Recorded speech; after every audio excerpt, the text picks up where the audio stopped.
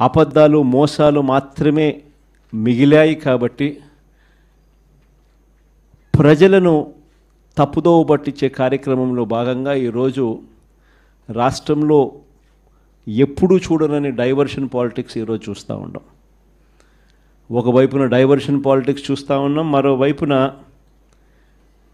అణిచివేత ధోరణి అన్నది ఎవరైనా కూడా ప్రజల సమస్యల మీద ఎవరైనా స్పందిస్తే, ఎవరైనా గట్టిగా అడగడం మొదలెడితే ఆ గొంతును నొక్కడం కోసం ఎప్పుడూ చూడని విధంగా ఈరోజు రెడ్ బుక్ రాజ్యాంగ పరిపాలన ఈరోజు మనం చూస్తూ ఉన్నాం.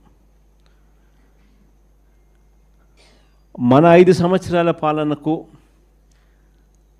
చంద్రబాబు నాయుడు గారి ఇప్పటి పాలనకు మధ్య తేడా అన్నది ప్రస్ఫుటంగా ప్రజలకు అర్థమయ్యేట్టుగా ఈ సంవత్సర కాలంలోనే పాలన చూస్తే ఎవరికైనా కూడా ఇట్టే అర్థమయ్యే పరిస్థితి, వ్యత్యాసం అన్నది ఈరోజు ప్రతి ఒక్కరికి కూడా తేడా తెలుస్తూ ఉంది. మన 5 సంవత్సరాల మన కాలంలో ఎప్పుడూ ఇంతకు ముందు జరగని విధంగా వివక్ష లేకుండా